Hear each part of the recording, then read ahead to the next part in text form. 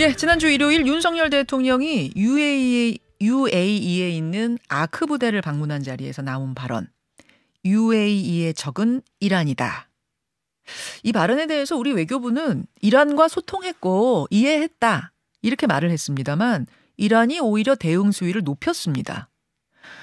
어제 이란이 이란 주재 한국 대사 초치해서 항의를 했고요. 그러자 우리도 한국 주재 이란 대사를 맞초치했죠. 그러니까 이게 해프닝을 넘어서 외교 갈등으로 비화되는 건 아니냐 우려가 커지고 있는 상황인데요.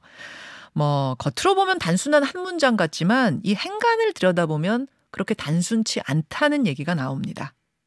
자, 상황의 행간을 읽어줄 분, 우리나라의 대표적인 중동 전문가죠. 성공회대 이슬람문화연구소 이희수 석좌 교수 지금부터 연결해 보겠습니다. 이희수 교수님 안녕하세요. 네, 안녕하세요. 예, 사실 그제 우리 외교부가 이란하고 소통을 했다 설명을 했고 그쪽이 다 이해했다는 식으로 발표를 해가지고 그냥 그렇게 정리되고 넘어가는 줄 알았거든요. 근데 지금 상황이 그렇지 않은 거죠? 네, 그렇지 않습니다. 대통령 말 한마디로 외교부가 지금 많이 하는구나 하는 안타까움이 많이 큰데요.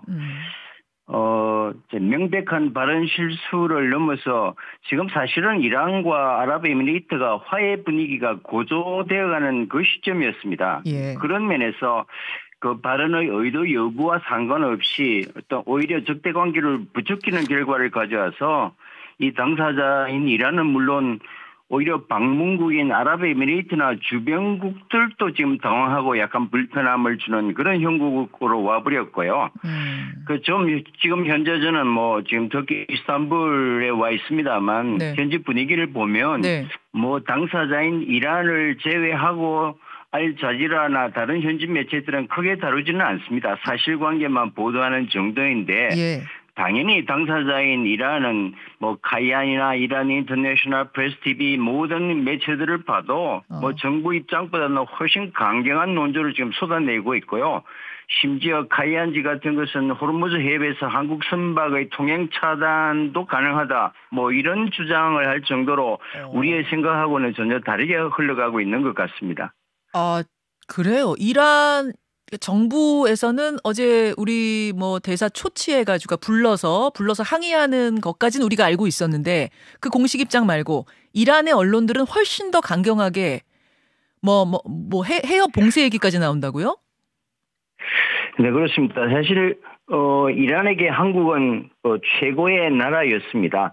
어떤 발전의 롤 모델이었고 또 한류가 가장 인기 있는 지역, 우리가 믿었던 한국이 어떤 일국의 이제 대표자가 지금까지 우리나라의 어떤 지도자도 명시적으로 이 아랍의 적으로 이란을 표현한 적은 없었습니다. 최초의 일이었고요. 그래서 그 정부의 공식 입장과는 달리 이란 국민들이 갖고 있는 그 당황과 분노는 훨씬 크다. 그걸 우리가 유념해야 될 것 같습니다. 그러면은 이제 외교부가 소통이 됐다고 그랬지만 이제 실제 현장 분위기는 소통이 안 됐다는 건데 양해가 안 됐다란 얘기인데.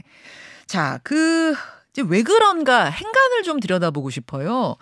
우리와 이란의 관계가 좋았다가 요 최근 몇 년 사이에 좀 악재가 쌓여 있는 상태였다면서요. 그렇습니다. 2016년 박근혜 대통령이 국빈 방문을 할 정도로 바로 코로나 직전까지 굉장히 이제 좋았던 상황인데요. 네. 2018년부터 미국의 이란에 대한 고강도 제재가 이어지면서 우리가 이란으로부터 두 번째로 많은 원유를 수입하고 또 2,000개 넘는 한국 기업들이 이란에 진출하면서 그 결제 대금을 이제 원유 대금을 갖지 않고 해소해 왔는데 이제 수출을 못 하게 되니까 한 8조 6천억 정도가 우리 은행에 보유하고 있대요. 그러니까 우리가 이란으로부터 안 갚은 거죠. 네, 이란으로부터 원유를 수입한 다음에 그 대금 8조 2천억 원 정도를 이란 계좌로 넣었는데 그 계좌가 동결이 돼버린 거예요. 경제 제재에 의해서. 그렇죠. 네. 그런 면에서 지금 이란은 미국의 경제 제재로 지금 특히 이제 코로나 이후에 실업률과 어떤 청년층의 불만이 거기에 달아 있어서 그 돈이 굉장히 중요하고 해외 자산 중에 가장 큰 규모라고 합니다. 그게 이제 사실은 자기로서는 당연히 받아야 될 돈인데 미국 눈치 보느라고 안 주는구나 이렇게 생각하는 거죠. 그것이 이제 관계 악화의 이제 결정적인 이제 원인이었고 네. 그렇지만 그래도 이란은 한국과의 관계를 절대로 깨고 싶지는 않은 상황입니다. 왜냐하면은 지금 우크라이나 전쟁 이후에 러시아가 떠나가고 우방인 중국조차도 친사우디아라비아 노선을 쓰고 또 미국과 EU가 멀어져 있는 상태에서 한국까지 적으로 돌릴 필요는 없는 상황이거든요. 그런데 그 믿었던 한국이 어떤 일국의 대통령 지도자의 발언으로 명시적으로 적으로 묘사해서 이란은 굉장히 사실은 실제보다도 훨씬 큰 충격인 것은 분명해 보입니다. 훨씬 큰. 아니 지금 말씀이 그러니까 이란이 해외에서 동결된 자산 중에 가장 큰 규모의 자산인 그 원유 대금 8조 2천억 원이 우리나라에 있는 이란 계좌에 동결돼 있고 그래서 굉장히 뭐 부글부글하고 있으면서도 우리와 관계는 유지하고 싶었는데 그럼 그렇게 유지하고 싶은 상황이었으면 이 발언이 뭐 좀 문제가 있어도 그냥 우리 이익을 생각해서 넘어갈까? 이렇게 생각했을 수도 있을 것 같은데 전혀 그게 아니네요. 지금 이란의 상황이 그렇게 녹록지 않습니다. 지금 그 이제 히잡 시위로 거의 이제 정부가 무너질 상황이 있지 않습니까? 1979년 혁명정부 수립 이후에 최대 규모의 시위가 지금 4개월째 계속되고 있는 정권 붕괴 위협에 있는 그런 굉장히 고립되고 위기 상황에서 엎친 데 덮친 격으로 그래서 지금 이란이 불편한 관계였던 아랍에미리트와 관계를 개선하고 또 닫았던 대사관도 다시 열면서 화해 분위기로 나가는 그 분위기, 그 굉장히 중요한 시점에서 이제 한국의 대통령이 바로 코앞에 있는 아랍에미리트에 와서 이란을 적으로 묘사하면서 이게 굉장히 자기네들의 기본적 정책에 대해 혼란이 생긴 거죠. 그런 면에서 이제 강경한 어떤 대응과 분노를 표현하고 있는 것 같습니다. 그렇군요. 이란과 UAE가 가까스로 화해 무드를 만들어가고 있는데 거기에 이제 찬물을 확 끼얹으니까 가만히 있을 수가 없는 상황이었다. 이런 말씀. 근데 왜냐하면 아랍에미리트는 지금 이란에게 생존적 파트너입니다. 경제 제재에서 두바이를 중심으로 그의 모든 대외가 아랍에미리트에서 이루어지거든요. 그러면서 이란은 고립이 강화될수록 아랍에미리트에 대한 집착과 관계 개선이 절실한 시점에 굉장히 이게 어떤 생존적인 전략의 걸림돌이 되는 그런 상황을 만들어버린 거죠. 그렇군요. 그러니까 국제사회에서 이란이 어느 정도 고립되고 있었는가 봤더니 작년에 왜 그 히잡 시위 벌어진 뒤에 국제사회가 대대적인 규탄하고 뭐 성명 내고 이런 게 있었어요. 그때 우리나라도 거기에 동참을 했었고 그래서 또 한 번 좀 껄끄러워진 게 있었고 그리고 UAE와 사우디 이제 두 나라는 수니파죠. 수니파와 어떤 방위협력, 방위산업, 그러니까 방산협력을 우리가 계속 하고 있는 것에 대해서도 좀 시아파인 이란이 껄끄러워하는 것도 있었죠. 뭐 그런 것도 당연히 있습니다. 그러나 히잡 시위에 대한 것은 이거는 글로벌 보편 가치에 우리가 동참하기 때문에 좀 불편을 해도 명시적으로 우리에게 표현할 수 있는 성질은 아니었고요. 또 이제 무장을 하지만 이제 우리가 방위 산업을 정복시키는 것도 어떤 국가나 자기 경제적 이익을 위해서 하는 거잖아요. 그러나 그 방위 산업의 무기가 단순 경제적 거래지 그것이 이란을 적으로 두고 이란에 대항한다는 방위 개념으로 가서는 절대로 안 되는 거죠. 그게 이제 지도자가 그런 뉘앙스를 줬다는 것은 이란에게 상당히 충격인 거죠.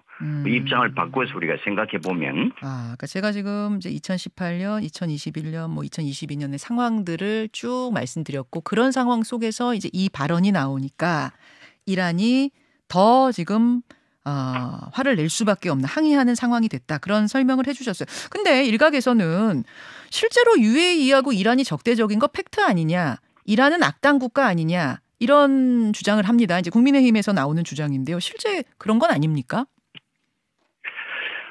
지금 서울 한복판에 대사급 이란 대사관이 있고요. 우리 테헤란에도 한국 대사관이 있습니다. 이런 관계를 우리가 우방이라고 합니다. 그리고 아랍에미리트, 사우디아라비아 우리에게 중요하지만 경제적으로 중동에서 가장 오랜 외교 관계를 갖고 있는 나라가 이란이고 우리가 오늘 정말 세계 10위의 경제 대국에 올라선 초기에 중동 진출했던 최초의 나라가 이란입니다. 그리고 소위 말하는 석유 나는 산유국 6나라, 사우디아라비아, 쿠웨이트, 아랍에미리트, 자국 인구 다 합해봐야 이란 인구 반도 안 됩니다. 우리가 규모의 경제가 있거든요. 네. 그러니까 어마어마한 미래의 잠재적 시장입니다. 그래서 오바마 대통령도 이란을 적으로 버리는 것보다는 서방협력 체제 속에 끌어들여서 위인하겠다는 전략을 썼던 겁니다. 뭐 그러면서 우리가 이란을 어떤 악당 국가다 적으로 몰아가는 것은 우리의 미래 전략을 위해서 누구에게도 도움이 되지 않는 굉장히 안일한 정말 답답한 안타까운 그런 발언이고요.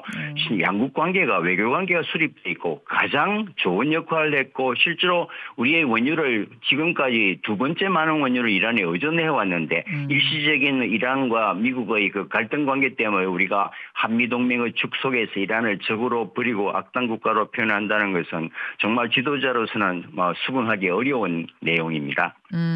악당 국가라는 표현을 쓰는 게 과연 우리에게 득이 되겠는가? 지금 그 지적해 주신 거예요.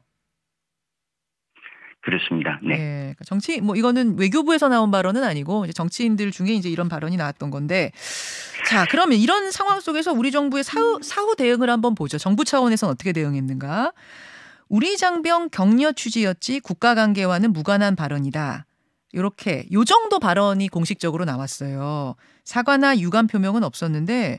일각에서는 이걸 대통령이 사과할 경우에 일이 더 커진다. 이런 의견 내는 분도 있고, 아니다, 빨리 사과하고 그래야 털 수 있다라는 분도 있고, 어떻게 보세요?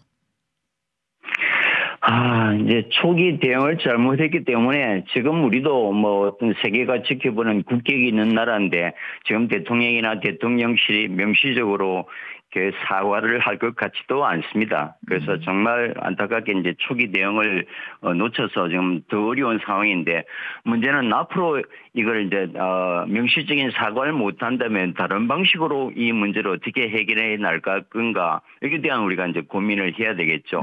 저는 개인적인 걱정은 이 대통령실의 외교 안보 라인의 핵심 인사들이 이란에 갖고 있는 인식이 오히려 또 악당 국가나 적 정도는 아니지만 좀 부정적 생각이 아닌가. 그것이 바로 이제 대통령에게 투영되니까 대통령께서 그런 발언을 하지 않았겠어요.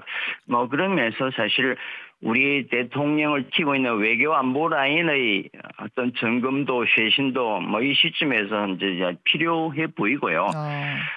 굳이 그 지역을 공부하는 사람 입장에서 몇 가지 제안을 한다면 지금 이 사태를 풀 수 있는 가장 좋은 방법은 한이란 관계에서 가장 큰 현황이 지금 말씀드린 우리 은행에 보유하고 있는 동결되어 있는 8조 6천억 규모의 동결 자금을 어떻게 적극적으로 이란에 돌려주는 노력을 하는가. 그거는 미국과의 진정성이 있는 설득의 과정이고 그 모든 것을 투명하게 이란 사람들에게 보여주는 것이 가장 중요한 첫 번째 첩경인 것 같고요.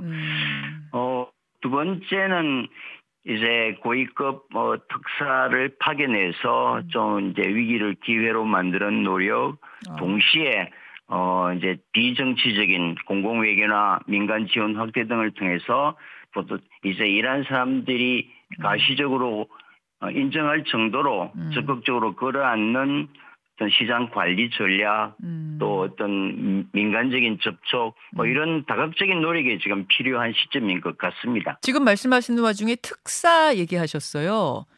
그러니까 공개적으로 아주 대놓고 사과를 하기에는 외교적으로는 또 그게 쉽지 않다면서 대통령이 한 말에 대해 이걸 뒤집는 사과를 하는 게 외교적으로 그게 정말 힘든 일이라면 그 힘든 일이라고 하면 특사를 보내서 물밑 설득하는 작업이 필요하다. 그럼 그 특사는 어느 정도 급으로 가야 된다고 보세요? 이제 고위급 대통령이 직접 가기는 어려울 거고 아마 총리급 정도는 가야 되지 않겠습니까? 왜냐하면 바로 직전 우리 대통령이 또 국빈 방문한 전례가 있기 때문에 사실 정도로 가도 우리 국격에 큰 손상이 안 되는 것 같고 또 이란은 정말 중요한 나라입니다. 미래 가치로 봐서 그런 면에서 어떤 미래의 전략을 하부 구조를 다진다는 면에서도 좀 가장 최고위급 인사가 가면 갈수록 더 좋겠죠. 총리급 정도 가야 되지 않겠는가? 미래를 봤을 때, 그 이란이란 나라를 봤을 때 혹시 그게 잘 안 풀릴 경우에는 일이 더 커져서 뭐 진짜 호르무즈 해협 봉쇄 같은 그런 추가 조치에 이란이 나설 가능성도 있다고 보세요? 그건 뭐 충분히 가능하죠. 왜냐하면은 뭐 이란 정부가 끝까지 이제 한국을 적으로 돌리려는 정책을 쓸 거라고는 기대하지 않아요. 또 현실적으로 가능하지도 않고요. 그러나 여론이 나빠지고 지금 굉장히 이제 민심을 떠나서 이 정권이 위협을 받고 있는 상황에서 이런 자기 국가를 적으로 명시하는 명백한 도발에 대해서 정부가 제대로 대응을 하지 못한다면 그거는 이제 정권에 대한 위협이 더 커지지 않겠습니까? 그런 면에서 여론을 잠재기 위해서 우리가 이제 몇 해 전에 우리 한국의 케미호 선박이 강제로 억류된 이제 전례도 있지 않습니까? 있죠. 뭐 그런 우발적 사건 또 계획적 사건이 생길 가능성이 크죠. 그 단계까지 가지 않도록 해야 되는 게 우리의 목표죠, 사실은. 10초 남았는데요. 그 이란의 언론뿐 아니라 실제 여론, 국민 여론도 격앙이 됐어요?